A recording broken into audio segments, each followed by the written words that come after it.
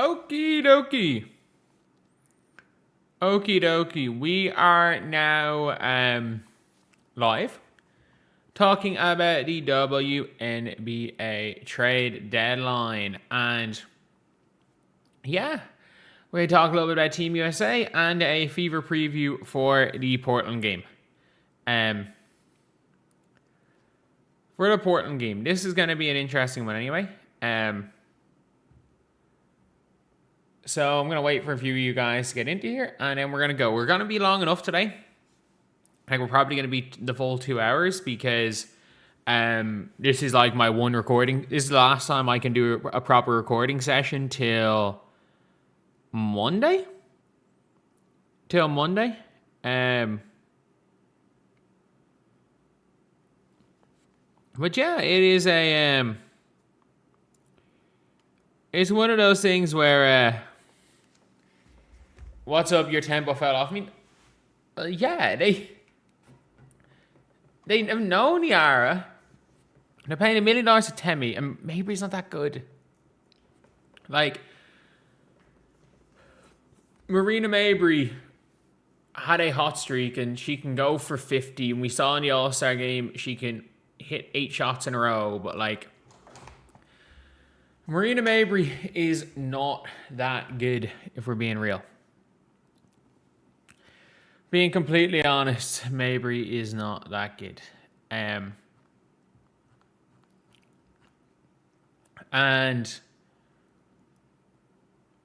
yeah, once we get to 50 viewers, we're going to be talking about that. But if you're watching this after the fact, I'm going to go over the topics now that we're going over.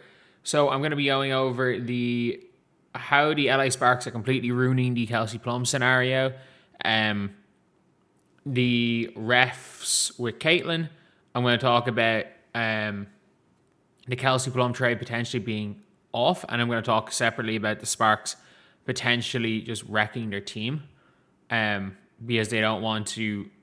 They're compounding mistakes because they feel like they don't want to be like, oh, you know, we made this bad trade X amount of years ago, so they're trying not to do that. We're going to talk about the fact that there are now articles being written saying Adam Silver is giving calls for Caitlin. Obviously not. USA Today is awful. All WNBA teams' predictions. We're going to talk about how the media in the post-game with the Liberty, it's clear they don't know basketball. We're going to talk about how the Wings and the Liberty both got robbed in back-to-back games. Has been a completely non-existent player. We're going to talk a little bit about the fact that the Fever do need to go at the trade deadline if they want to win a title. How Olivia Miles has to be on Team USA. Then we're going to talk about a Team USA prediction because it's not too long. And we have some time. We're going to get into good old Dejanay and Alyssa Smith drama. So, yeah, for any of you guys that are here after the fact, I appreciate that. And obviously, this is going to be in a whole bunch of videos as well. So the first thing we're going to be talking about, it looks like the Kelsey Plum trade is off. It looks like the Kelsey Plum trade might in fact be off, which is not ideal for anyone really.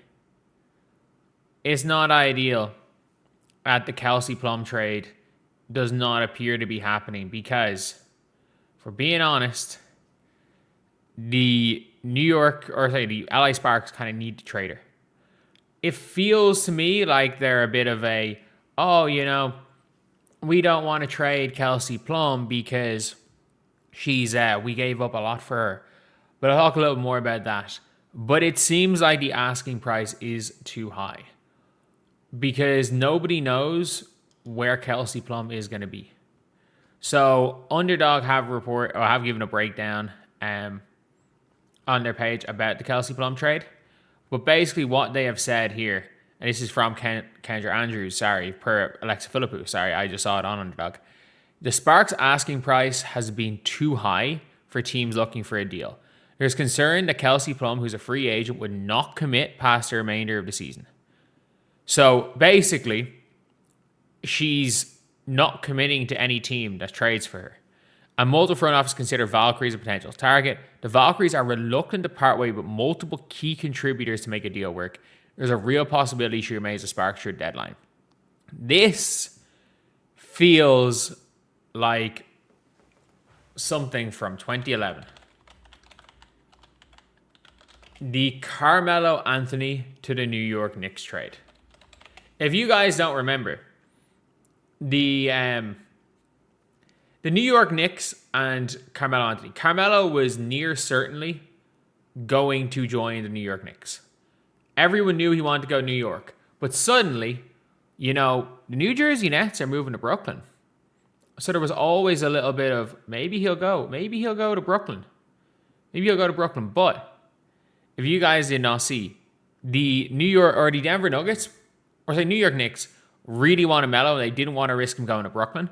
So they gave up Wilson Chandler, who was a solid starter, Gallinari, who would have been a huge contributor, Raymond Felton, who again was at that stage he was long past his peak. So I don't it's not a bad thing about Felton. Mozgov, who was pretty good, and 2 second-round picks and a first-round pick, which became Dario Saric, who again was pretty good. Saric was a decent role player.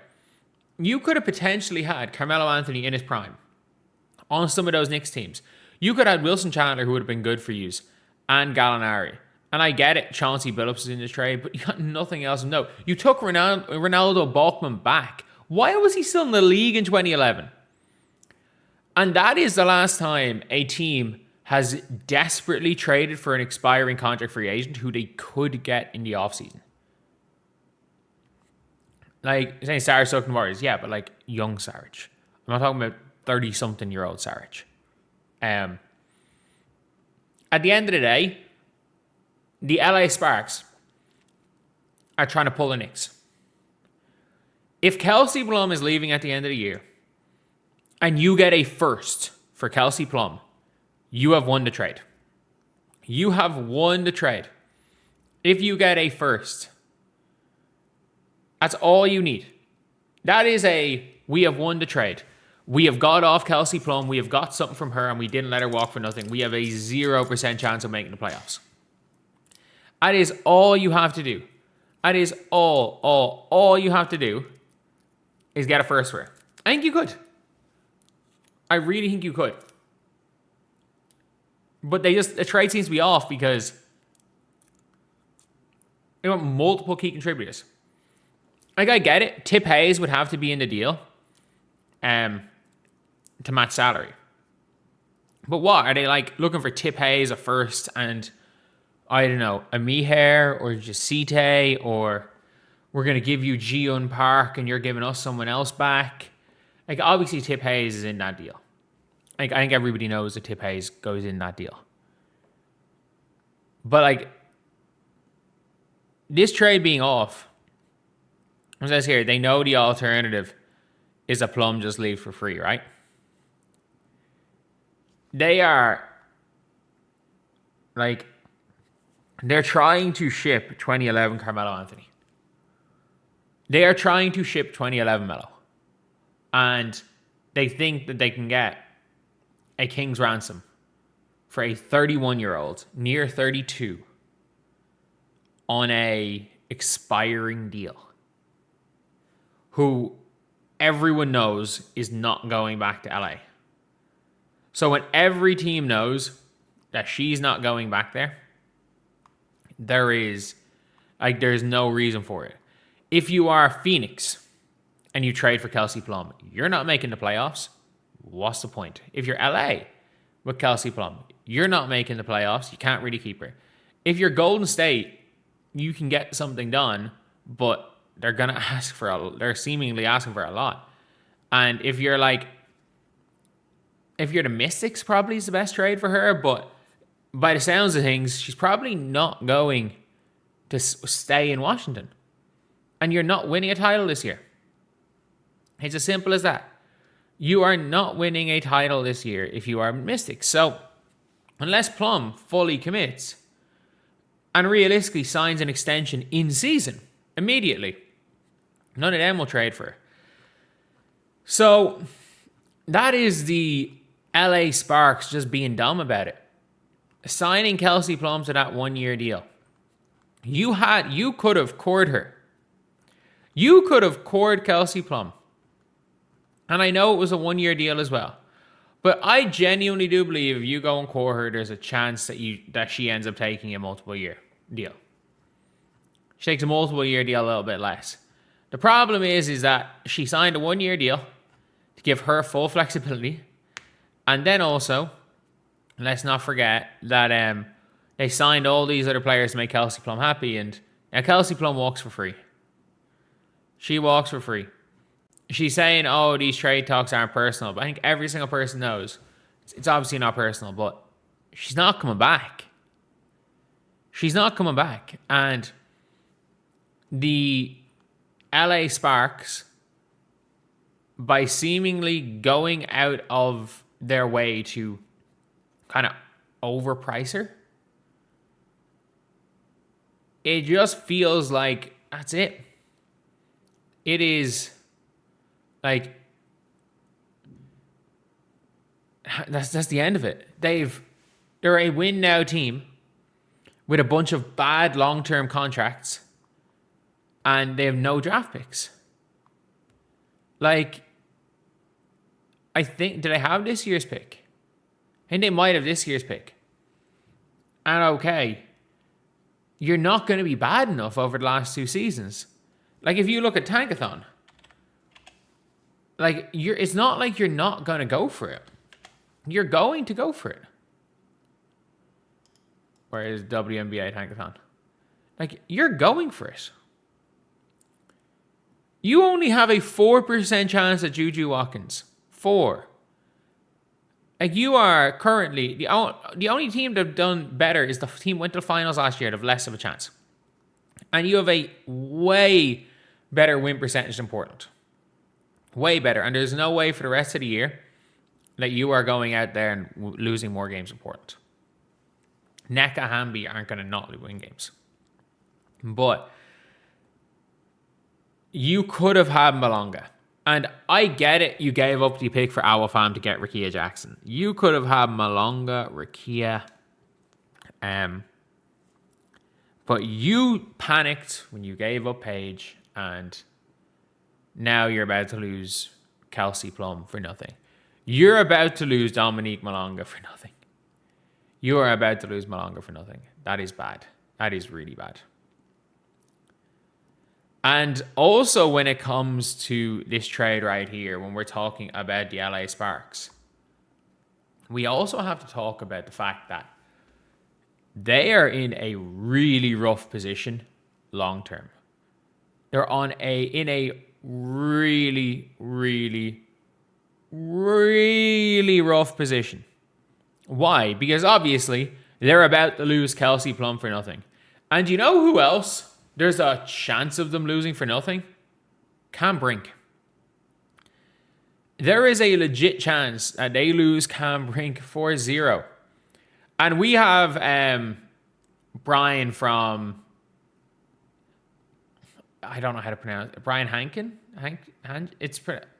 You know him. He works for the Indy Star. He's even mentioned Cam Brink as a trade target for the Fever. But like, they are already turning down first-round picks and more for Cam Brink. They are out there turning down like legitimate good offers for Cam Brink. I don't know why. Portland are trying to win now. Cam Brink, I have in a Fever jersey because I do feel like the Fever are a team you can fleece. Like, I'm telling you, if you called up Indiana and you said, okay, we will give you Cam Brink, you are giving us, and we'll eat the Lexi Hall contract. We know it's a contract you don't really want. You're kind of screwed with Lexi. We're about to lose Cam Brink for free. You give us your 2027 first round pick, and you give us 2 second-round picks. And also, you give us, I don't know, we'll take your bad contract, you take ours. We take Ty Harris. You guys get Erica Wheeler. And I don't know, we'll throw in Kate Martin for Dantas so that you get a replacement for Lexi Hull. Too many moving pieces, but like, if I'm Indy, I fucking take the deal. That being said, as something that's there at the end of the year. But Cam Brink's value in 6 months' time is not even a first-round pick. Like, I don't think people get it. Everyone thought when they got rid of Azare, it was so Cam Brink was going to get more minutes. Then they brought in a Cam Brink replacement in NECA. Kelsey Plum is walking for nothing. Cam Brink is about to walk for nothing in 2027. At the end of that season. They can't afford to keep her. NECA, I need to just see LA Sparks contracts. Like, they're in a bad spot. They're in a really, really bad spot because De'Erica Hamby, 3-year deal. 3-year deal. NECA's on a 1-year deal. She is. Because you suddenly then are paying Ariel Atkins a max, you're paying De'Erica Hamby a max. When Cam Brink's contract is up, in not next year, but the year after, when her contract is up, at the end of her rookie contract, we're now looking at Cam Brink's value on the market being, considering you're looking at Temi at $1 million, all these other ones, you're looking, I'm not going to say max, but like 3/4 of a max is what you're looking at 1 year for Cam Brink. And if you are the LA Sparks, if you re-sign Cam Brink, you are essentially saying 32-year-old Atkins, 35-year-old Hamby, and 35 and Cam Brink are our future. And you won't even start Cam. You won't even trust Cam Brink to start. You won't even trust Cam Brink to start. I didn't even realize NECA's on a 1-year deal, so NECA's going to be gone anyway. But like, at no stage have you decided to trust Cam Brink to start. Her minutes have been inconsistent. She's been playing inconsistently. She's looked great sometimes, she hasn't. She's been suffering from injuries. A massive trade asset that you are probably going to let out the door for nothing. Her value when she's about to hit that big contract. Most of her value is in her contract. She's a young big on a rookie deal for 1 more year. Most of her value is in her contract. Kelsey Plum's about to walk. You are now at a situation where there's a good chance that you lose between Kelsey Plum and Cam Brink. If you pull the trigger right now, you could get Tip Hayes and a first, and you could reroute Tip Hayes for an asset. You could get a first, a second, and a Laura Jaskaita or a Maria Conde for Cam Brink. You could probably get that from Portland because Portland won her. Everyone knows Portland want Cam Brink. The Indiana Fever, I'm not saying they're desperate, but if Cam Brink is dangled in front of them, they'll get desperate. If you're willing to eat the Mo Billings contract, which if you are the LA Sparks, you should be, you could get a first. If you eat that Mo Billings contract and trade Cam Brink for Mo Billings, you could get a first and a second. You need to tear it down if you're the Sparks. Because you're going to be terrible. Because you are going to be terrible for years. You have got to tear it down. You have 2 negative assets on your team in De'Erica Hamby and Ariel Atkins. You are not getting off. They're not going to help you make the playoffs. You're not getting off either of them, without giving up an asset. So just suck it up and keep them. You got to be bad and be bad for a while. You were this close to getting Paige and you had Malonga. The best player in the long-term best prospect in the draft fell into your lap. And you decided you wanted Kelsey Plum because you wanted to go win now. And you still have not made the playoffs since 2022. You need to go full rebuild. You, instead of trusting the process, you traded the pick that became Awafam. Awafam and Malonga were your picks.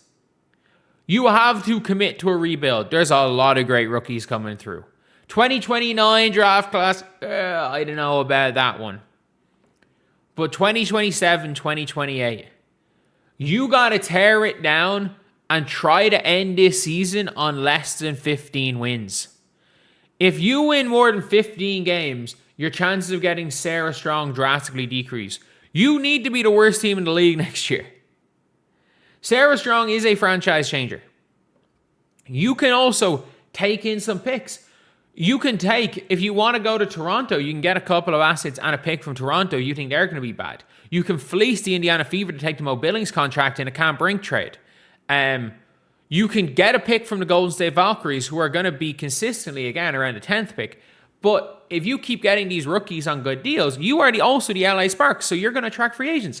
As soon as the dumb contracts of Ariel Atkins and De'Arca Hamby come up, if you have developed a young core around them and that team suddenly becomes a 7-8 seed and those two bad contracts are gone, you're the LA Sparks. You are going to then attract two big free agents to join because it's LA. Because it's LA. But no, they are literally out here holding on to Kelsey Plum, trying to make the playoffs this year, when you are closer to last fucking place in the playoffs. You're closer to Seattle, who are trying to lose, than the 8th seed. You are closer to a team that are trying to lose. Like, you have an ability to fleece two teams. You can fleece a team because Cam Brink's trade value is largely based on two things. The fact she's not going to trigger Epic and the fact that she is a young big with one more year on a rookie deal. A win now, because of how expensive bigs are, a win now team like the Fever will do something dumb and overpay for Cameron Brink. A team like Toronto, who are trying, if I've been saying Portland, I mean Toronto. If a team like Toronto, who for some reason are trying to quick fix a team, they are going to do something dumb to pick up Cam Brink. You have the ability for that. And again, a team is going to do something dumb by trading for Kelsey Plum. If you get a second round pick for Kelsey Plum, that is better than keeping her. Reality is, you could probably get Tip Hayes in a first and then reroute Tip Hayes somewhere else to get a young asset. You could probably do that. And again, you can fleece another team. You can fleece another team for Cam Brink. And you can get a first and 2 seconds for Cam Brink. If you take that Mo Billings contract, fuck it. You might be able to get a first, 2 seconds, and 2 pick swaps off the Fever if you take the Mo Billings contract off them.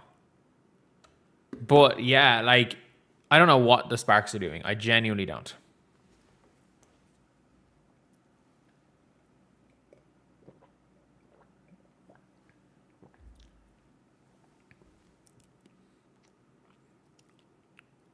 HBL's done, yeah. I can't believe this guy. This guy traded away picks so no one would be taking the expansion draft and then cut both players that everyone knew was going to be taken.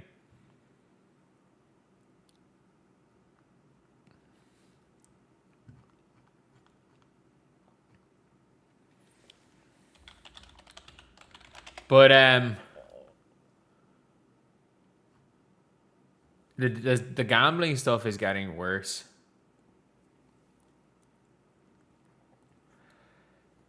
So I talked about this yesterday, and I talked about how the WNBA gambling scandal was only going to get worse. And if you guys are new to the channel, please subscribe. We are trying to hit 61,000 by the end of the day. We're only 23 away. I think we'll do it. But I talked about how it was going to get worse. And it's getting worse. It is getting worse. You have nearly every mainstream media talking about this. Basically, every single thing with mainstream media, whether it's right media, whether it's the left, whether it's I don't even know if there's a third thing, right, left, doesn't really matter. Wherever you are, on that spectrum. Everyone, every single person thing in the media has talked about this. Why? Because these type of things, I'm not comparing what they did to what Jonte Porter did, or what Terry Rozier allegedly did, or what Malik Beasley allegedly did. It's one of those things now where what they did was almost nothing. Like even in the video, the worst thing is the video that got shared, and they're like, you made a bet with Paige Bueckers, or you made a bet with Angel Reese. Like, Paige Bueckers like, we did? And Angel's like, here's my money, you can win it back. And she spent the last 2 days being like, here's my money, Paige, go give me my money. And I'm like, Angel, no. Like even Paige was like, wait, we did? Like, even she was trying to get out of this. The league fucked it, by the way. This was all caused by the league. These players having a friendly bet. It is what it is. This was caused by the league. Not on, the players should know better. And you could tell by the way she reacted. Paige Bueckers did know better. Angel should know better. But now, it has gone from, as I've said plenty of times, when this leaves WNBA circles, it ends up and it goes into gambling circles. It's now gone into NBA circles. So, obviously, look, anyone who knows me knows I came from NBA. I came from an NBA YouTuber. I was a 2K YouTuber for years. And there are people that I know from outside are like, are WNBA players actually betting? Are WNBA players actually betting on games?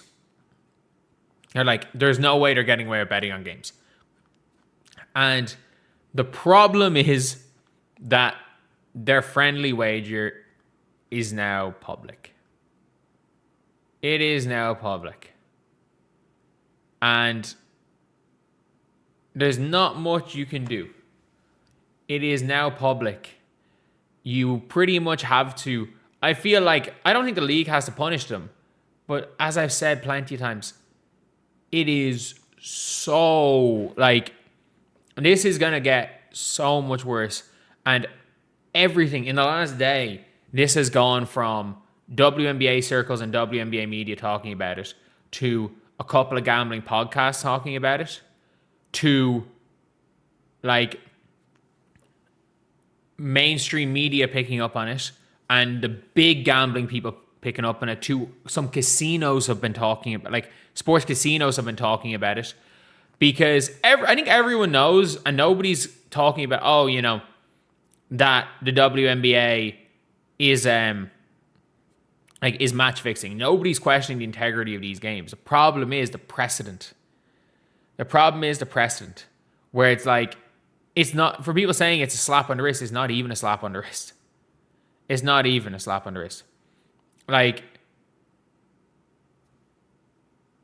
This is something, as much as I hate to say it,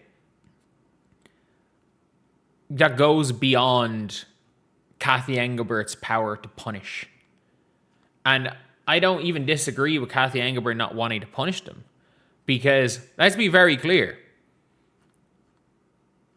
Adam Silver didn't, until the very end, kicking him out of the league was the most extreme.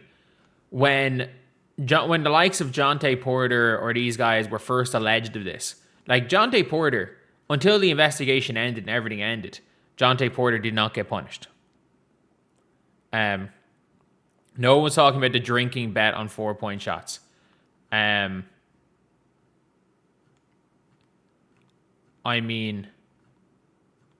There is a big difference between a player saying, I'll do a shot for every 4-pointer scored, and two players saying, we're betting $400 on the outcome of a game.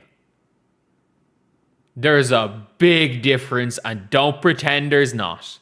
Don't pretend there's not a big difference. It's nothing to do with a bet is a bet.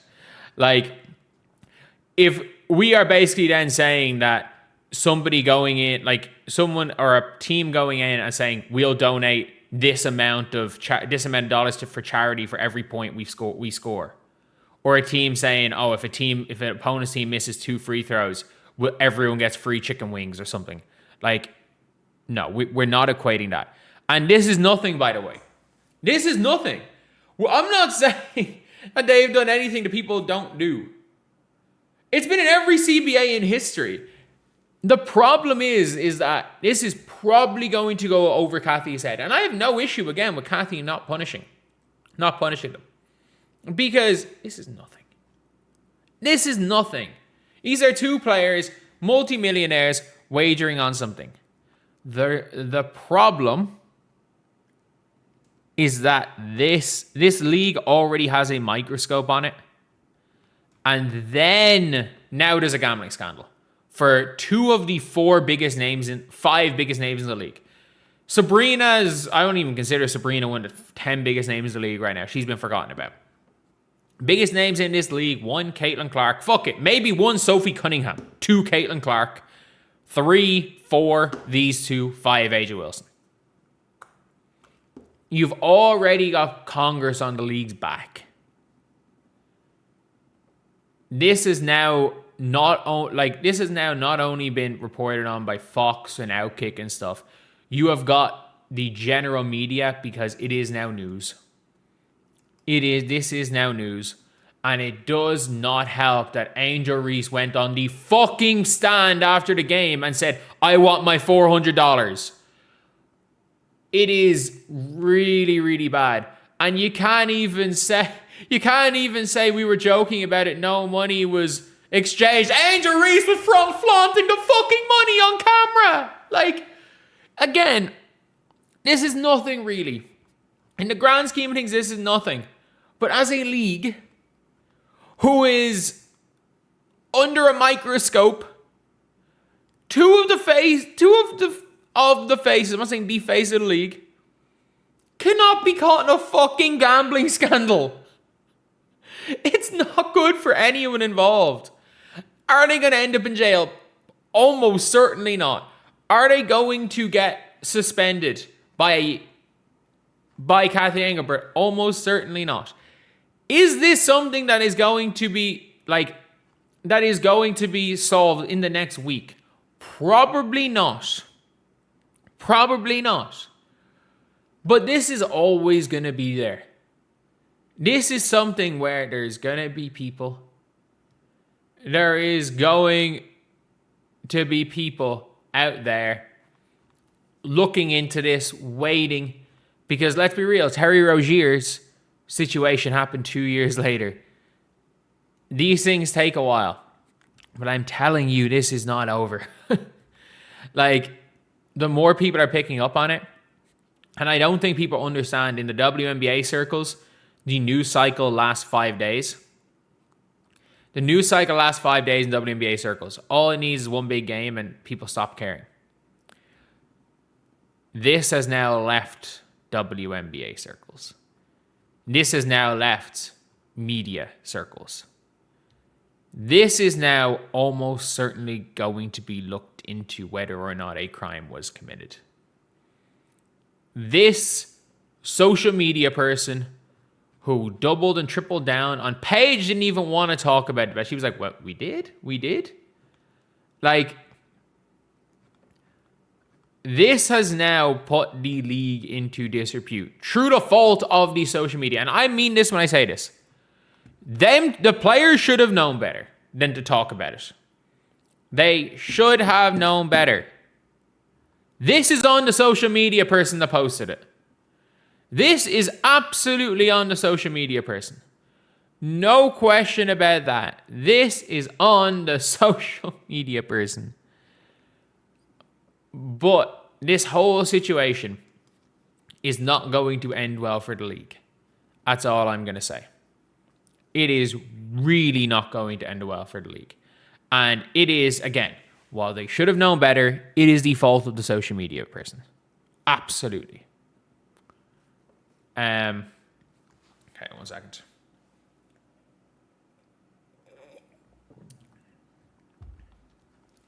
Any trades? No, but there will be. There will be.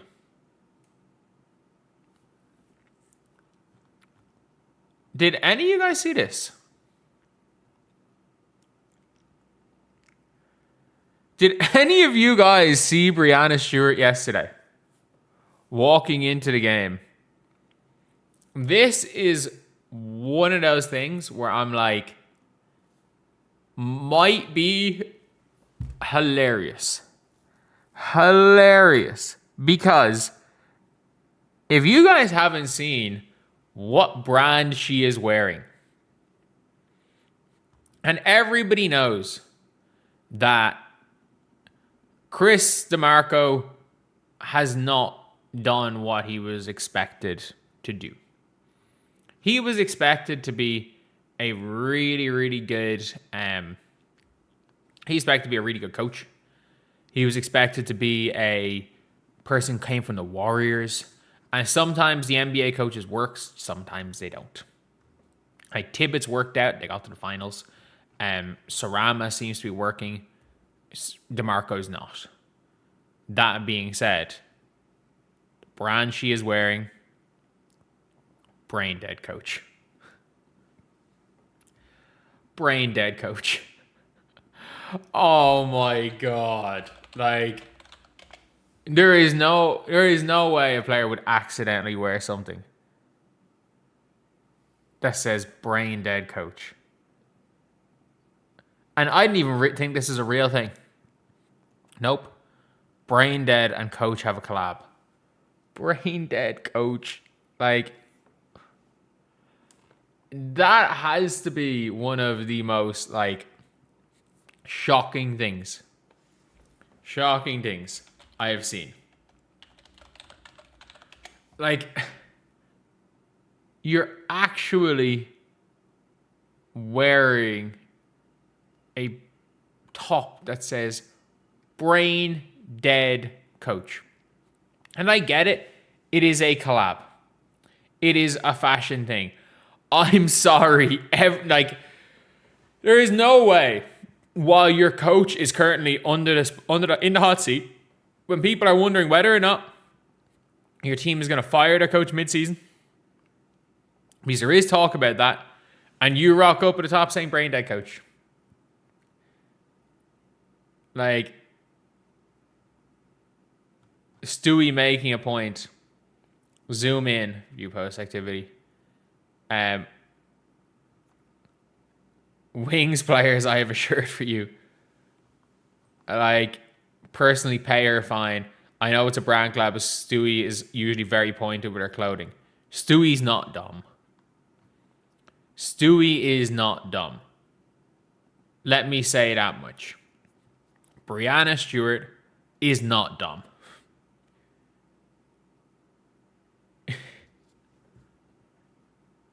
She basically called out her coach while having the ability to deny it and say, "Oh, it was just fashion." And that is what I will say is one of the, if you want to call out your coach, one of the smarter ways of doing it. But how much do they hate the Liberty coach? Genuinely. The season's not even over. And like, I get it, you're the 8th seed. But like, when Phoebish plays, you're the best team in the league. When Phoebish, Satu, Stewie, and Astier all play, you're the best team in the league. You have been the best team in the league. The problem is now, if I'm looking at it, the players are probably pissed because, you know, one of the 5 greatest players in the history of their, let's say 10 greatest players in the history of the franchise, is currently just not playing. And by the sounds of things, they have no interest in playing Benigel Delaney-Hamilton, partly because they don't want to give her to another team and make another contender better. And they know her value is nothing. That being said, They did lose the last 5 games Benigel Laney Hamilton played, but to start the year, 1, 2, 3, 4, 5, 6, 7, 8, 9, 10, 11, 12. They were 11-1 in the first 12 games Benigel Laney Hamilton played this year. They were 11-1 in the first 12.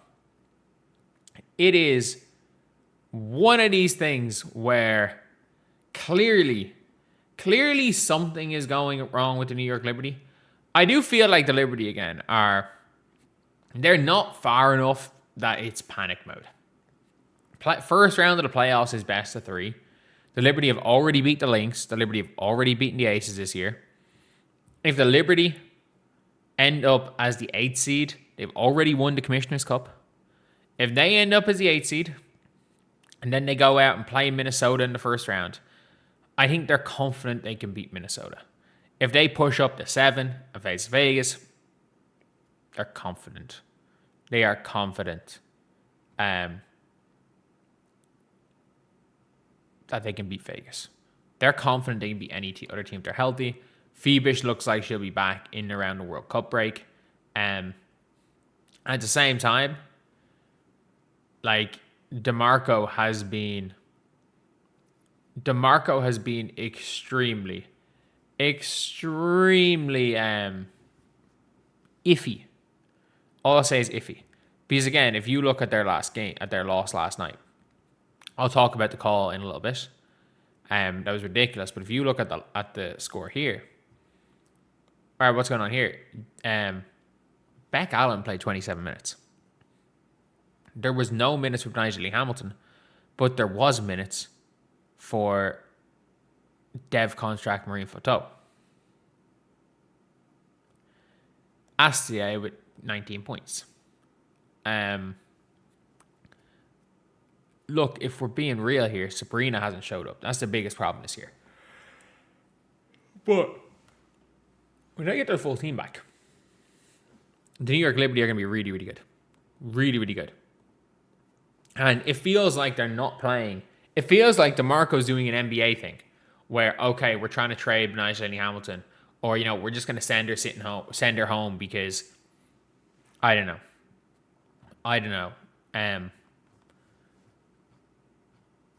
Like in the NBA, sometimes there's vet players and they just kind of send them home.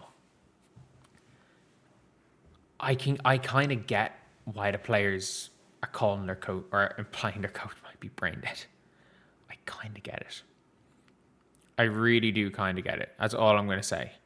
But yeah, it is a weird way to go into a game, I have to say, where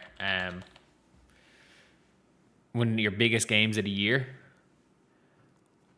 and making sure as hell that is that is the way things are. But yeah, that is it, I guess. I'll see you guys for this specific part of the stream. Cool. So we gotta talk about the game, though. We really gotta talk about the game.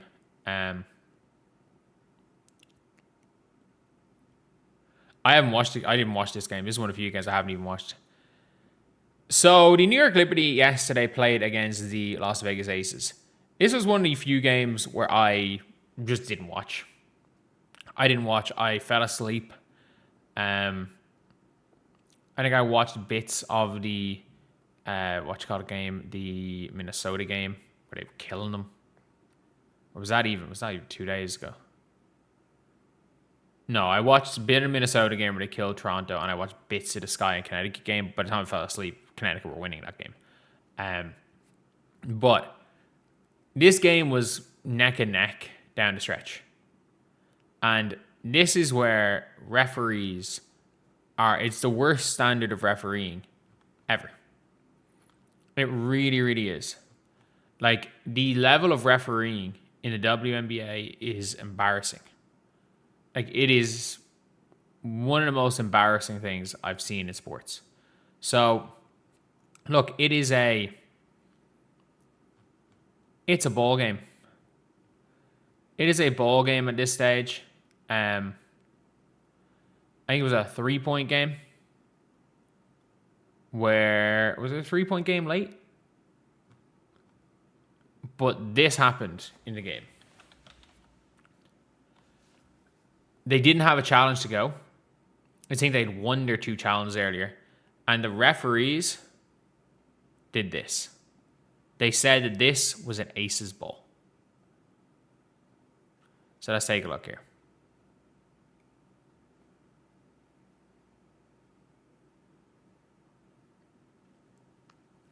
Angel Wilson lost the ball, got angry at herself for losing the ball. Like, let's be very clear.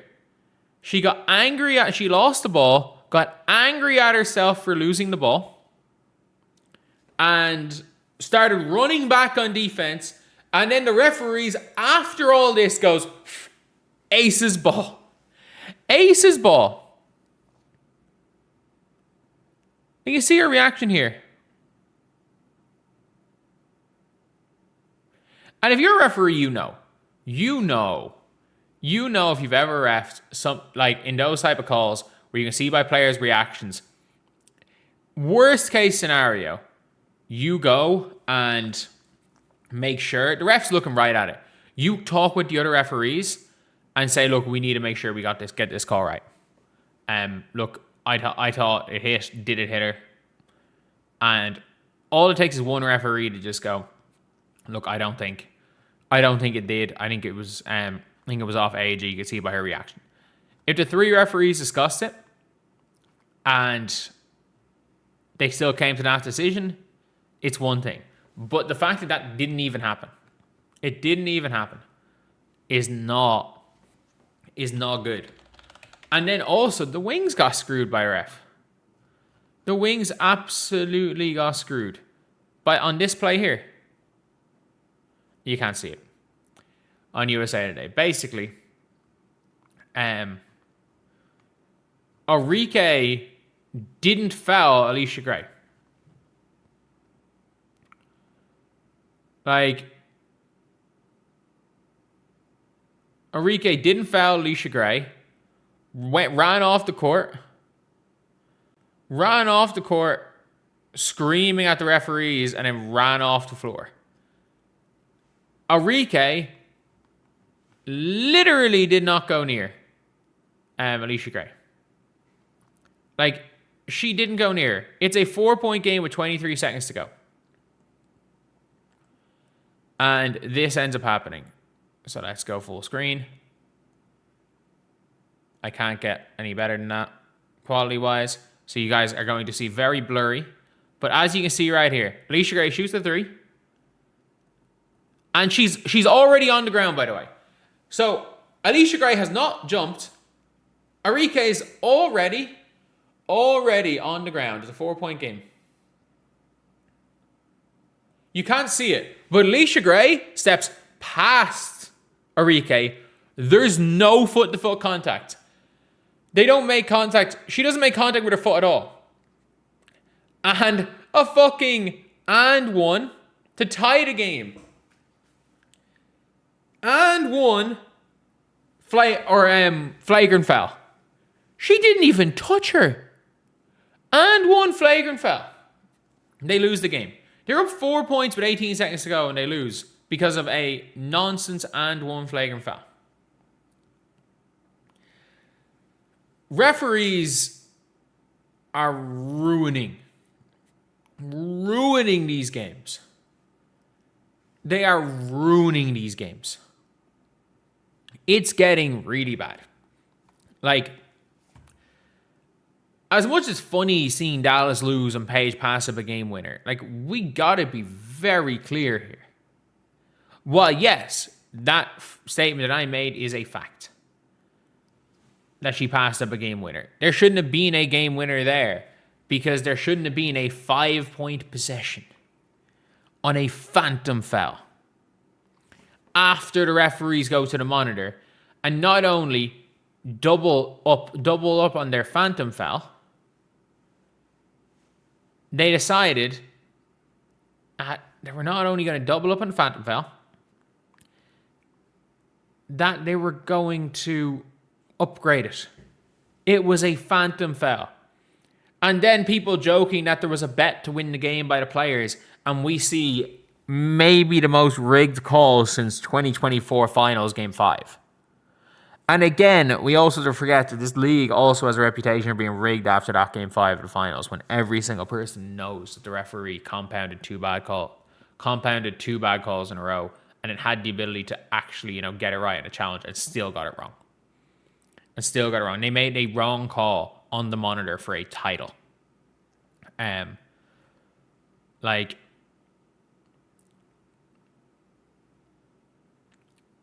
it is a mad one. And the referees have well and truly taken over the story of the WNBA. Because how much of this league,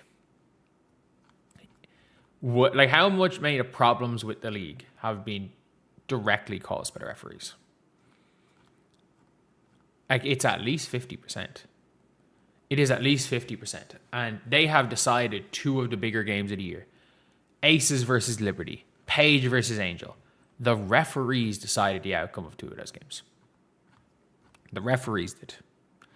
It's as simple as that. The referees did. And when we've seen the league in so many big games, the referees getting the call wrong, even when they go to the monitor, that means all this new technology as referees are being given isn't going to help. When you have the ability to go to the monitor and see replays and you're still getting calls wrong, then that's human error. That's not a problem with not having the right facilities or the right technology or the right training. That is literally human error.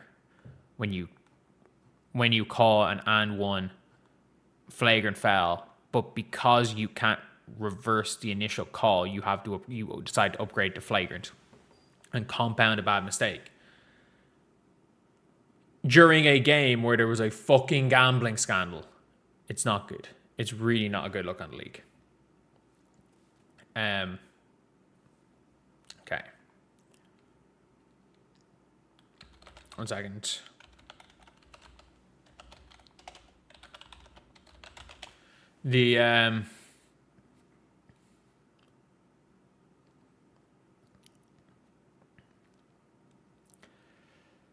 So the World Cup is nearly here.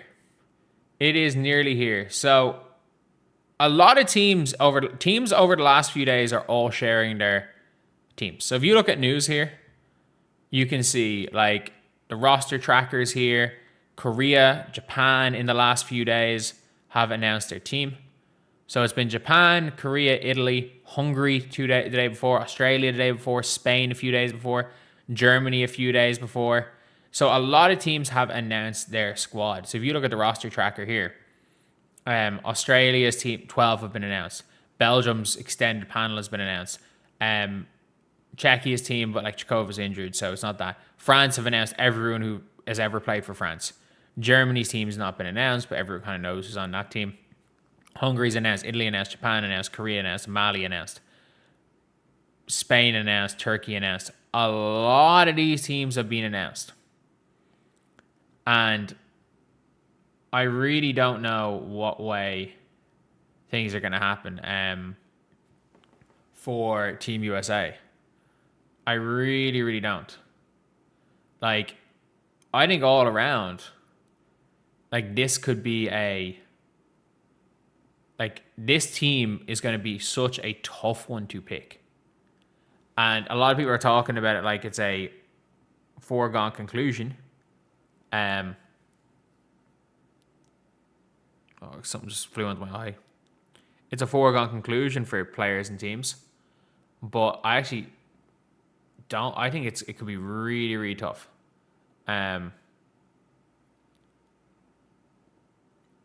To find find a squad. So we're gonna go through it in this video.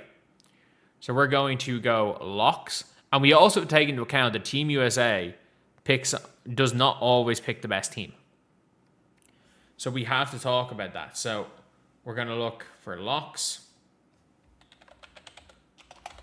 Locks to make the team. Should make it.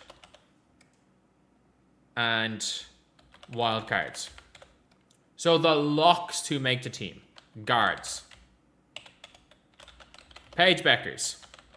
Fits in better. Fits in better. Like, is a player that can fit into any single system. Can run the 1, can run the 2. But again, fits in. That is a key term, fits in. Jackie Young. Starter in the last Olympics. Guarantee if she wants to be there. And I'll say guard/wings. Guarantee if Jackie Young wants to be on the team, she is there. Chelsea Gray has a guarantee spot on this team as long as she is breathing. As long as she is breathing, Chelsea Gray has a guaranteed spot on this team. Does she deserve to be on the team if it was being picked, if they picked the best team or the best 12? Nope. She is guaranteed to be on this team. I'm telling you for a fact, Chelsea Gray is guaranteed to be on this team. And then we're going to go forwards.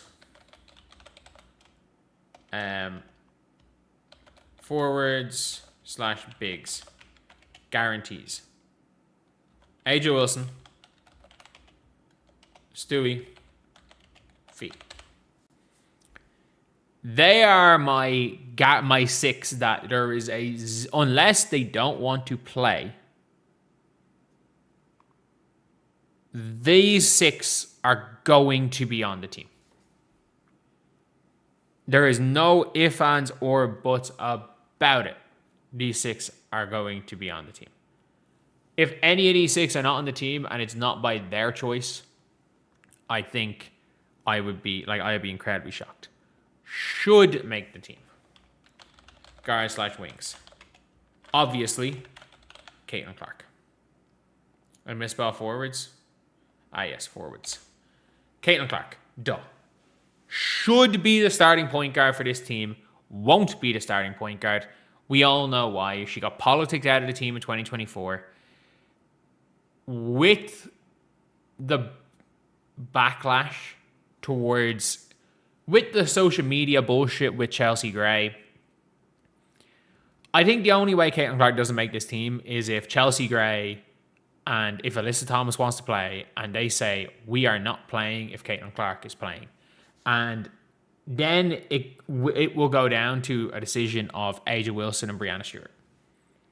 Realistically, it'll probably go down to their decision. And they will probably say, look, Caitlin's got more World Cups. This is going to be Chelsea's last one. We're bringing Chelsea. That is the only way Caitlin Clark does not make this team. That is the only way. And we're predicting the team. I'm not picking my team. If I'm picking my team, Olivia Miles makes it. Kelsey Plum was really, really good in qualifiers and has been one of the best players so far in the WNBA when she's been healthy. Let's say I'm drunk. Caitlin will start. Caitlin Clark was the only Team USA player who didn't start in their first 4 games of qualifiers. Just letting you know, or first 3 games of qualifiers. Ray Burrell started a game before Caitlin Clark did, or did she? Mo Billings definitely did. And then Ryan. Ryan should make this team. I would be shocked if she doesn't. She should make this team. I just feel like she was too good in qualifiers and she's had too good a season that she's been around Team USA basketball. It just doesn't make sense not to bring her. So forwards and bigs. Aaliyah Boston. Aaliyah, as good as a lock. Unless Aaliyah's knee is at her and she doesn't want to play. Aaliyah is as good as a lock for this team. I don't see a scenario where Aaliyah doesn't make this team. If she's healthy. She absolutely will make it. So yeah, we're gonna put her into the forwards/bigs that should make the team. And then it gets really, really tough here because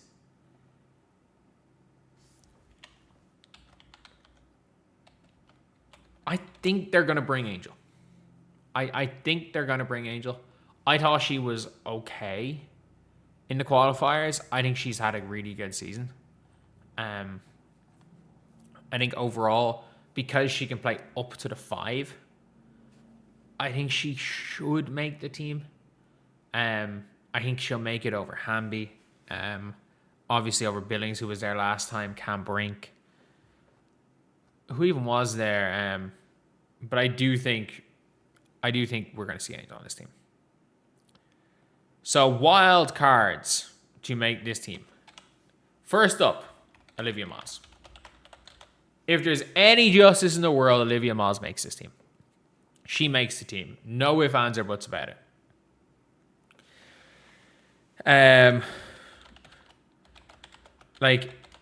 She should be on this team, and I would be shocked if she's not. I really would be. Sorry, I'm not be shocked. I'm not. It would be shocking if she's not. She should be one of the first names on the plane to Germany. There should be no question about it whether Olivia Miles or Chelsea Gray makes this team. I don't see it happening. I don't see it happening that Olivia Miles makes this team over Chelsea Gray. And I think it's going to be a repeat of the same mistake they made in 2024. And I think if Olivia Miles makes the team, it will be at Caitlin Clark's expense. I don't think it'll happen. But if that is my theory. If Olivia Miles makes this team, it'll be at the expense of Caitlin Clark. Nobody else. So yeah, we have got next up in wildcard is Kiki Iriafen. Kiki Iriafen, Sonia Citron.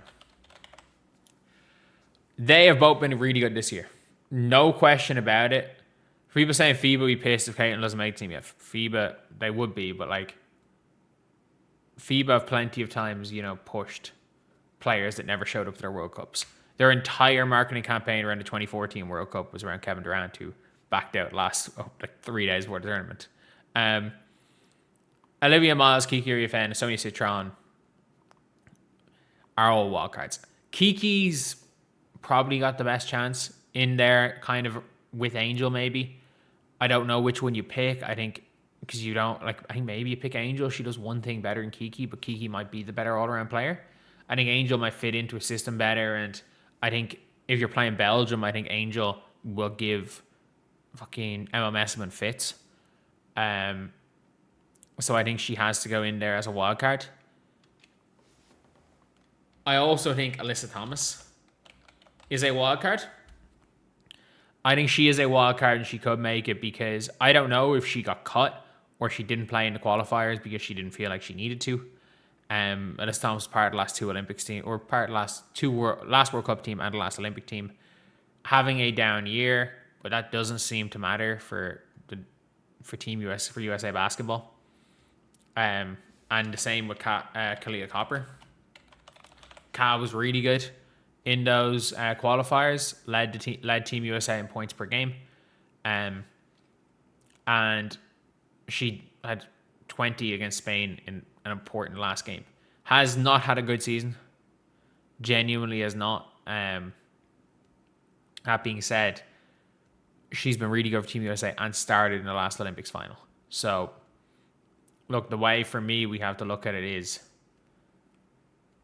she was a key contributor and a key player in those qualifiers. So yeah, we're gonna throw her in here as a wild card, but she very well could make this team. Other wild card. There's two other wild cards that I'm like, did someone say Gabby Williams? Did someone just say Gabby Williams? Sabrina Ionescu is a wild card, part of the last World Cup winning team and part of the Olympic team.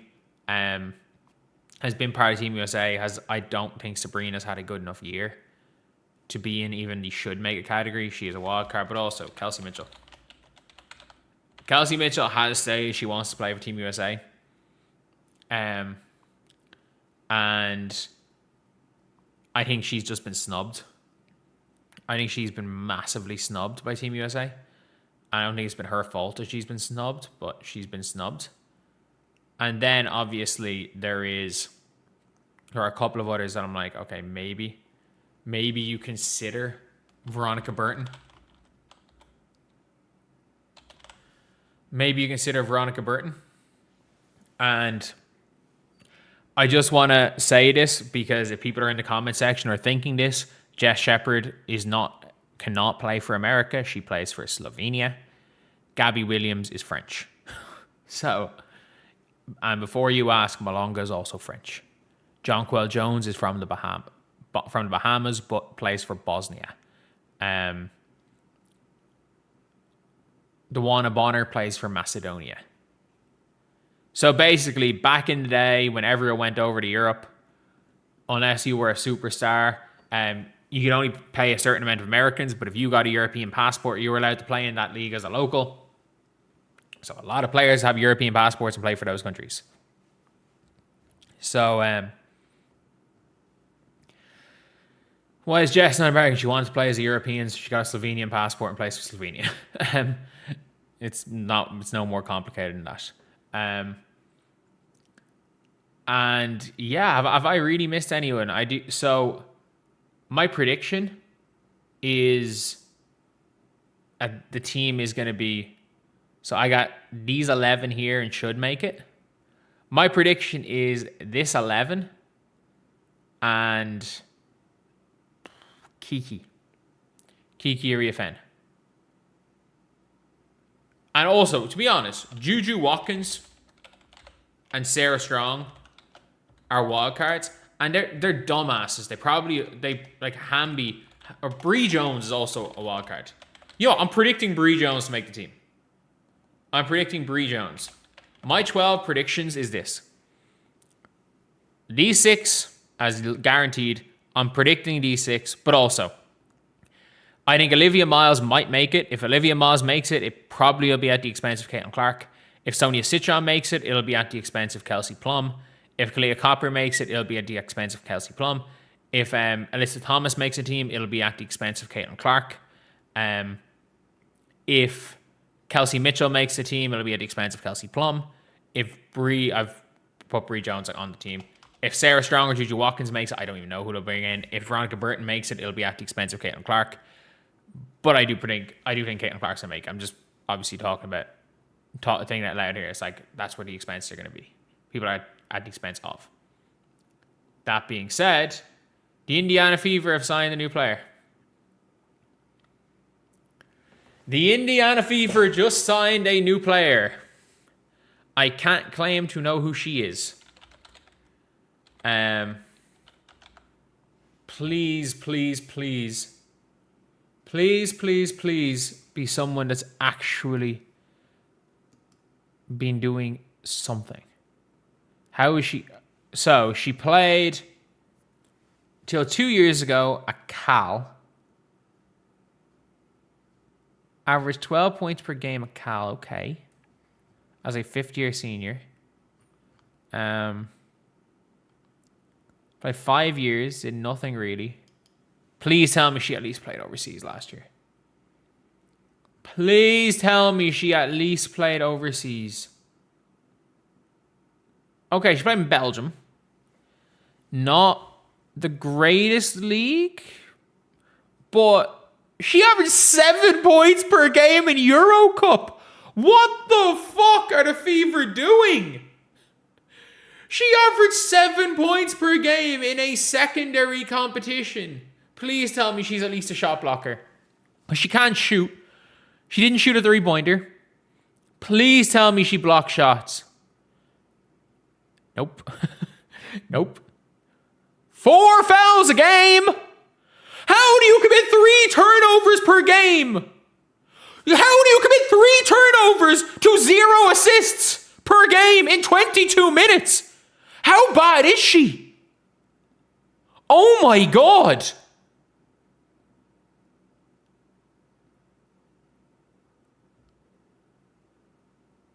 How bad is she at basketball? Oh no, there's no way. There's no way the Fever made this. There's no way. There's no way this is the best the Fever can get. There is no way. At least she's big-ish. She's not 5'9", I guess. She's playing an upshot. She's playing the upshot league, I guess, where Deja Kelly's the best player in the league. Are you fucking shitting me? Are you fucking shitting me? They literally were like, we're going to look at the G League of the G League in the upshot league and bring someone in from that. Like, she's relatively athletic. She's not tiny. She's not tiny.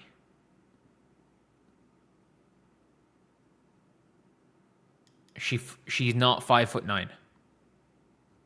They signed a 6'3" player. Can she shoot? No. Can she pass? No. I need to look at some of her highlights here. Because, like, I don't think. Why do Upshot League not post highlights anywhere? At least maybe she's athletic. Maybe she can be a shitty version of a Meher. I guess. Why don't Upshot League post highlights?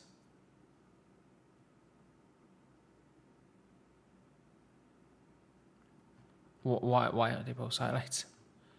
They're like, oh yeah, she's leading Upshot League in blocks per game with 1. Like 1. Oh no. That game looks ugly. That game looks ugly. Hopefully I'm wrong about this. I'm trying to look at her college highlights here. Maybe her college highlights will show something, but there's no highlights of her playing in Europe, that's for sure. Okay, she's at least semi-mobile for a big. Like, she's not overly skinny, and she's semi-mobile. I guess. Like, I get it, she's not really there to play, but, like, she's probably going to have to play. But, like, why not just sign Latasha Lattimore or something? Why not just sign Lattimore? Okay, at least she looks like she's a bit of rim protection, I guess. Okay, she looks like she's a bit of rim protection. Which is something. Maybe she becomes something. And she's not 5'9", I guess. But, like, what the fuck happened to Lattimore? Did Lattimore get injured or something? Like, did Latasha Lattimore get injured? Why did nobody sign Latasha? Why is no one signing Latasha Lattimore? She looked real good in preseason. But, like, there's so many players, even bigs, that were there in preseason. That were on a roster in preseason. And got caught. That can play basketball. I don't know. I really don't know. There has to be better. There has to be better than this out there. Not that it makes much of a difference. There has to be better than this. Like, I know it's a dev contract, but Damiris Dantas is out for the foreseeable. Someone said we got a worse KK. Yes, we got a worse KK. But saying it's a dev deal. Dantas is injured for the foreseeable. They should be bringing in a dev player to play. We got worse KK. Like, that appears to be it. But at the same time, she's not 5'9". And if I'm worse, like if I'm wrong, I hope I'm wrong. I hope I'm wrong. If I'm like, if she ends up being the greatest player in the world, and I'm wrong about all this, and she ends up being in any way even slightly impactful, I will become her biggest fan. Trust me, if she can prove me wrong, I will be happy to be proven wrong. But like, I'm looking at her college tape. She had double hand blocks. She's double hand blocking 5'5" guards for most of her highlight plays. And she kind of double hands shot blocker, but she's aggressive at least. I mean, I guess maybe there's upside there. I guess. There had to have been better out there. There really had to have been better. Like, there had to have been better than her. I do want to apologize. Like, I do profusely apologize about not being excited, and I understand you're a dev player. And you know what? Maybe the Fever, because she is athletic, she blocks shots, and she's not weak. So maybe the Fever are onto something, and maybe the Fever really know what they're doing, and maybe they're seeing something that I'm not. Because again, my extent of my scouting has been watching her highlights for the last 5 minutes while talking about her. Nothing here looks. This doesn't look like a player that's ever going to play. And why would you waste a dev slot on a player who's never going to play? Like, there has to be someone out there there has to be someone not in the league that's good enough to play that you can just sign to a dev contract and play them till Dantas is back. There has to be. But yeah. I still am shocked that, like, nobody has signed Latasha Lattimore. I don't know what happened in Chicago with her, but I was shocked she didn't make the roster. I thought she looked real good. And she's 6'5". She's 6'4". She can be she can be somebody that helps out with a bit of size. She can be a long-term piece to your team. But yeah, I don't know. I don't know. Maybe I'm wrong. Maybe they're watching Upshot League, and I'm gonna be honest. Like, I'm not that excited for anything in the Upshot League. Like, a league where Deja Kelly's is probably gonna win MVP. I'm not that excited about anything that's done there. Like, but yeah, that's an interesting one. That's a really, really interesting one. And the one thing about this, though, is that the way the Indiana Fever's roster is constructed, they could potentially 2-out, 1-in a trade. Like, a lot of people are talking about the Fever having to get certain teams involved. And you can 2-out, 1-in a trade if a team has cap space. And then you can call up a dev player. Like, for me, the way I'm looking at it, there's no, like, this signing feels weird. It really does, because, like, if you're gonna go sign a big to play, you're signing somebody that's currently playing. There's no point having her on a dev deal and pulling her out of Upshot for $700 a week. And it feels a likelihood, like, she could be activated tonight for all we know. But because of that, I'm just trying to think. I'm like, they could 2 out, 1 in on a trade. And it's not really going to affect, because one of the outs could be Dantas. Like, if she's here to play, like, they could get off Dantas and somebody else, then 1 in and call her up.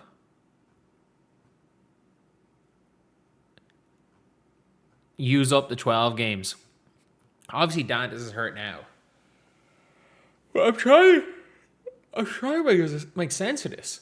Like, is this just we're missing Dantas till the World Cup and we're just signing on essentially a de facto hardship deal to play till the World Cup and play all these games? Because for her to sign this deal, it means, is Upshot over?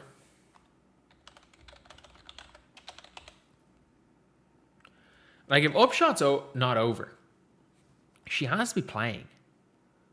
Like, no, it's still going. So she got pulled out of Upshot. And if you're going to leave a league where there's no way they're paying them less than $700 a week to play basketball. But, like, I also don't understand why the Fever are trying to sign worse KK Timpson. Like, is there some weird trade going on? Like, there has to be some. Is there any logic to this? Because Dantas is currently injured right now. And, like, this is a not with team injury. This isn't like she'll be fine. This is Dantas is not with this team at all. I don't really get it. Is there a trade potentially on the line?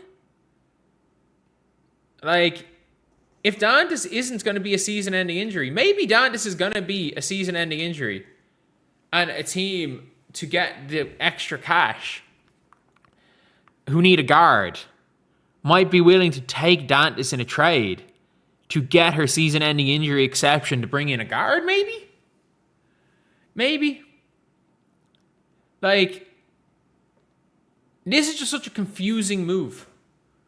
It does feel like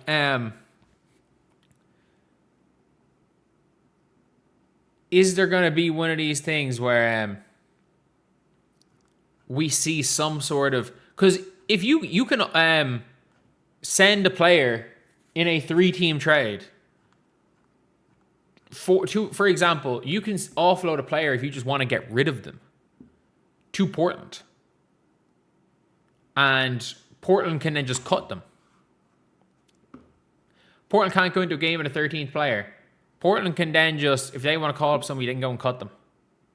They can take them, cut them, they eat the salary. And will they eat $200,000 for a second-round pick? It's essentially buying a second-round pick. There's no guarantee they can't. And then again, because a lot of the time we've been looking at certain specific trades where it's like, okay, if you get off Lexi, or if you're getting off Lexi Hull, you got to find a way of putting it in a situation, even if you don't get anyone back, you're calling up Bree Hall and Sophie goes in to start. If you're getting off Lexi Hull to shore up power forward position. And now they're suddenly bringing in a big. And it's like, okay, if you're getting off Mo Billings, and like if you get off Mo Billings, for example, and you get the injured player exception on Dantas, you're, for the time being, able to sign, if you're getting off Billings, whoever you bring in, you're then able to bring in her almost like a Mo Billings replacement almost for the time being as a dev player, then as an injury replacement if you get a guard back in the Mo Billings trade. Which wouldn't really make sense either because you need a starting power forward in that. Maybe they start KK and they're like, look, we feel like our issue is Lexi. We're going to get our starting small forward. But this feels like a weird time to make this move. Because they're not in back-to-back situations. I don't see any use for her tonight against no real bigs in Portland. Or Minnesota, who don't really have a center, who like to spread the floor. So I don't see the use for a specific player like this. So the timing doesn't make sense. They're mid-road trip as well. Where is she? Where is Upshot? Did they just sign, Charlotte Crown? No, her team's in Charlotte.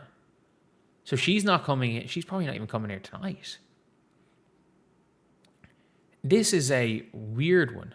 And the timing is really weird because if you wanted her as a dev player, why not just wait 3 or 4 days so you're back in Indiana and not sign her mid-road trip? I really don't know what's going on. If you just wanted a player on a dev contract to not play at all, why not sign the 6'4" wing Lattimore with way higher upside as a dev player, which will at least semi-make up for losing Passat? I don't know. I really don't know what Fever are doing. I don't really get the logic. Hopefully she's okay as a player. Are they trying to swing a trade? Are they hedging for, is Dantas done for the year? If that's the case, I don't even know if if Dantas is gonna be able to help. I really don't know. I really don't know. Or is this Kyra Lambert 2.0, where they call up somebody and cut them after 5 days? Is this Kyra Lambert 2.0? It could well be as well.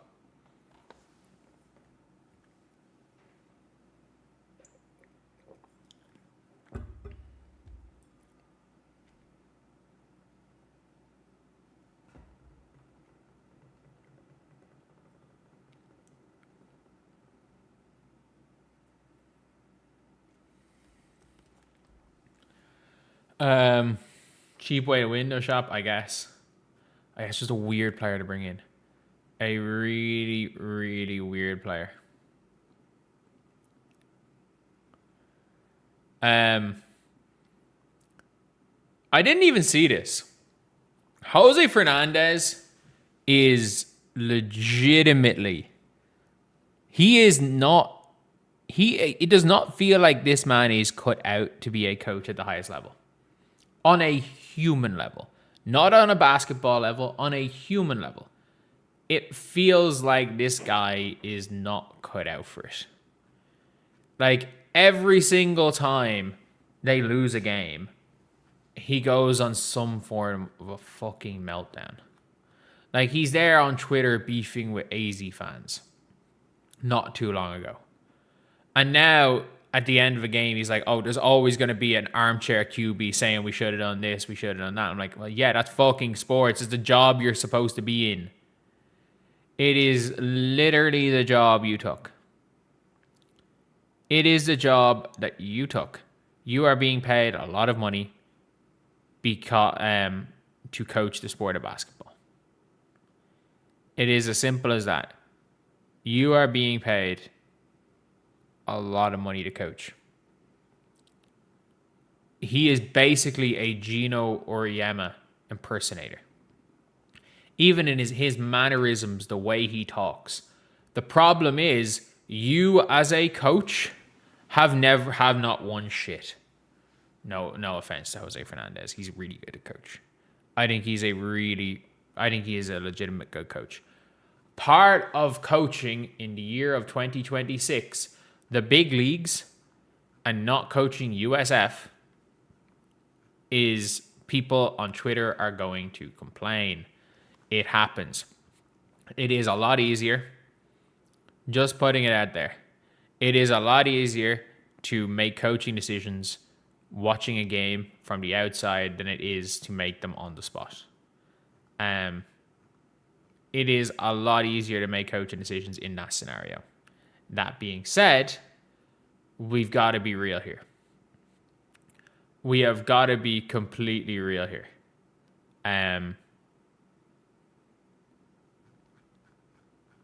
There is nothing to be gained from clapping back on Twitter.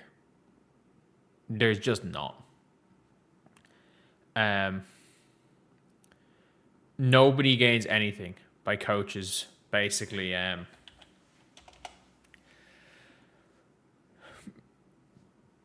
going out of their way to clap back on social media trolls. There's actually, like, if you're going to do that as a coach, you're not going to last. Not only in this league, you're not going to last in any league. You're not going to last in any league that you play in. It's going to be a tough time as a coach. Oh, and it just keeps happening. I said this before the season started, that Jose Fernandez is either going to be a revelation or he's going to be hilariously bad. And, like, he's somewhere in between. Like, he's probably top 3 in Coach of the Year. In Coach of the Year talk right now. Would he be top 3, getting a team from last place to, like, 5th? But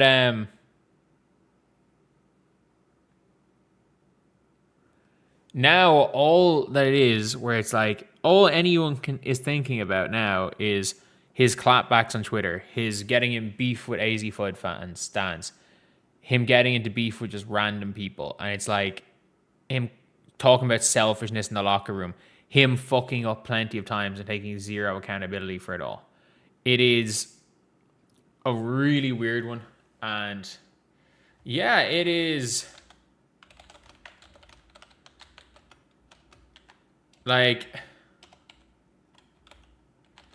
it's just not good for the Wings as a, like, just as a team. It's not good when you lose a game and suddenly it's like, not only is, like, the coach the story, but the coach isn't the story in, like sometimes a coach can be the story in a way where it's like, look, I'm gonna make this shit went down. I'm going to take full blame for this. I'm going to make myself the story so that you can just play in peace. Like, if you've ever heard about Big Sam Allardyce, when he coached Leeds, he was like, the players were under so much scrutiny, we were in a relegation battle, that he went out in his first press conference and started saying he was better than Pep Guardiola. That he was the greatest manager of all time. And he was like, look, I said that because the players have been getting so much heat. You could see there were shells of people, and he was like, I want the heat to be on me. It's not even that. It's not even that with Jose Fernandez. He comes in, essentially is trying to offload blame. Is trying to it feels like he's trying to save his reputation more than anything. And it's just odd. This whole thing with Jose, it just feels really, really odd. And yeah, it is I'm happy that all I'm going to say is I'm happy that a Gino Auriemma impersonator is not the coach of the Fever.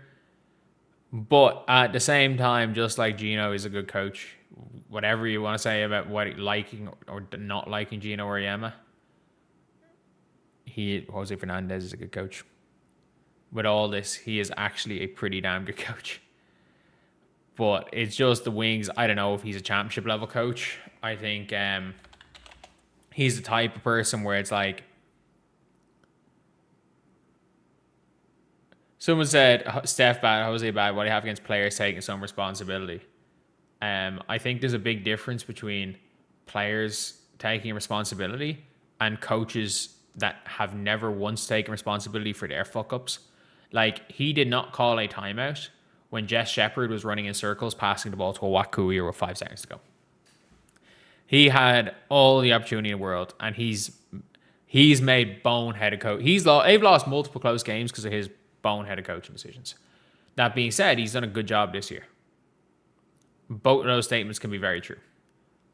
But as a coach, he has an inability to not let Twitter scramble his brain every time he has a bad game, coaching-wise.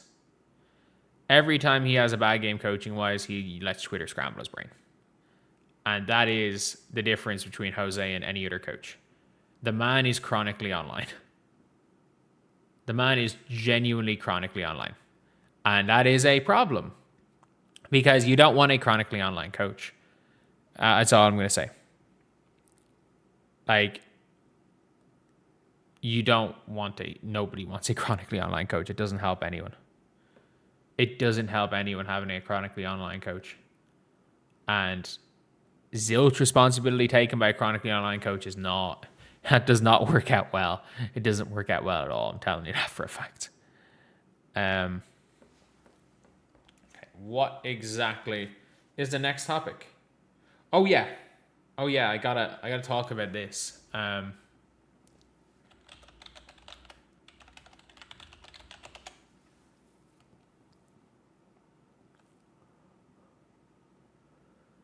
Did any of you guys see the horrendous USA Today all WNBA team picks?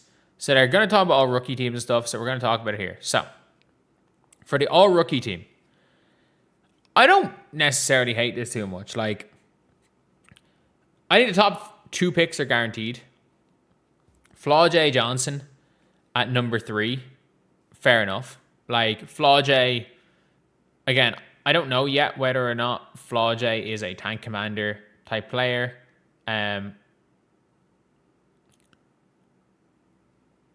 I have no idea of that, but she's had a pretty good season. Flau'jae, cool. I don't know. Like, how do you not have Sydney Taylor in your all-rookie team? Like, what logic is there for not having a 15-point-per-game scorer in your all-rookie team? How is Emma Chikova an honorable mention? Emma Chikova played 2.5 games. She got injured in game 3. She played 2.5 games. And how is Pauline Astier not an all-rookie team lock? Jovana Nogic quit and is now back in Russia. How is Jovana Nogic in the honorable mentions when she quit and went to Russia? Emma Chikova played 2.5 games, and yet I wouldn't even put I don't think Ravens all rookie or Gabriella Hawkes or any of these other players. I don't think any of them deserve to be all rookie. Don't get it twisted.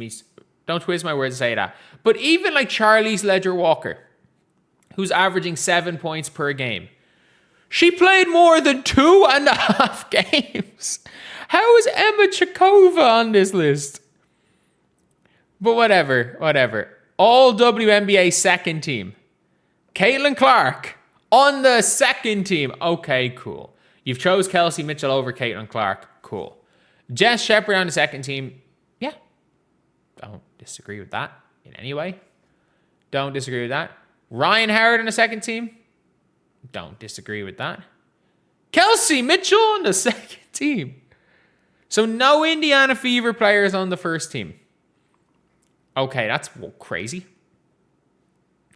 That is crazy. How do you score 20 plus in 12 straight games while averaging 27 in those 12 games and be on the All-W second team for a team who are 8-2 in their last 10? Like, how exactly? And also, Angel Reese. If I am the Atlanta Dream, if I'm an Angel Reese fan, I am praying that she does not make the All-WNBA team. Because if Angel Reese makes the All-WNBA second team, bye-bye Angel. Bye-bye Angel, they can't afford her. If she makes that second team, she triggers the epic extension. They can't afford Angel Reese. They have to trade. If Angel Reese wants her max money, and I'm pretty sure Angel Reese is going to want her max money, and if she even wants $600K a year, they can't afford her. They are going to have to trade 2 of Bree Jones, Naz Hillman, Ryan Howard, or Alicia Gray. If Angel wants a max, they got to trade 2 of them. if Angel Reese wants a mid-tier contract, yeah, bye-bye Bree Jones. Bye-bye Bree Jones. And then that team is no longer a championship team. It's a real good team. But Angel Reese making the second team means they're not a championship team. So let's see the first team. See the first team. What? Does that shit say Aaliyah Boston? Like, shout out Aaliyah. Shout out Aaliyah. Does that shit say Aaliyah Boston, the all WNBA first team? Like, that is wild. That is fucking wild.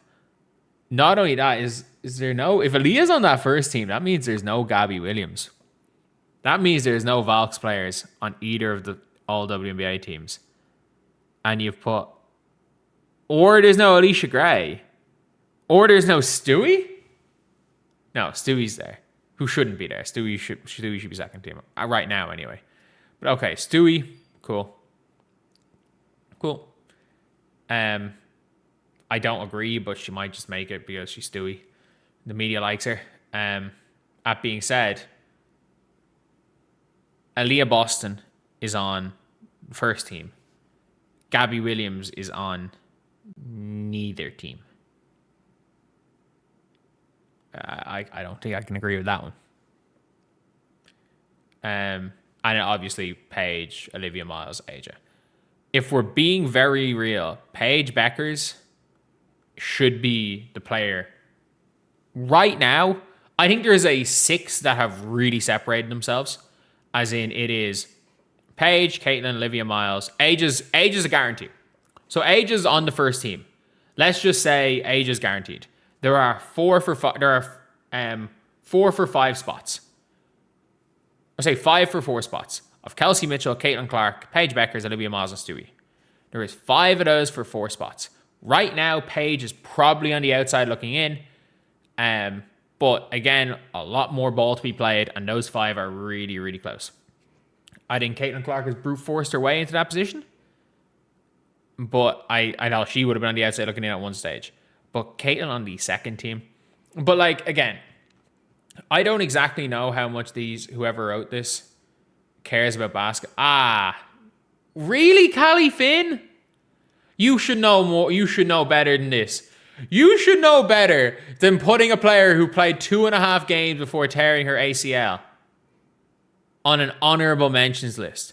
Putting a player who is now currently in Russia, who left the fucking country, on the honorable mentions list. And if only playing a certain amount of games is, and even still, even with a low amount of games, Kiki Rice was better than both of these. I don't think Hawkes has been great. She's still averaging 8.5 points a game. Like, is Gabriella Hawkes averaging more points a game than Jovana Nogic did?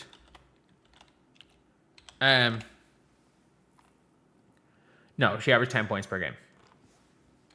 But, again, this list became nonsense when Emma Chikova got injured in the second quarter of her 3rd game of the season. She played 2.5 games. She played 2.5 games. This is awful. And again, this just feels like a publication. And I'm surprised with Callie Finn because I was about to say, I don't think a person watching this has watched basketball. And I'm not going to say that about Callie Finn because it's not true. That's actually not true. To be honest, it's a crazy one putting Leah on the first team. The only reason you put Leah on the first team is if for some reason you started going and you're like, oh yeah, unless you somehow forgot that all W teams are positionless, which you didn't because you have 3 guards on the second team. That's wild. But also, just Kaito Rastier is wild. Sydney Taylor not on the team is wild. And Emma Chikova tore her ACL in the 15th of May. What are we doing? What are we doing, Collie? You're better than this. Oh my God. Anyway, I'm going to hop off now. I'll see you guys. Hour and 40 minutes.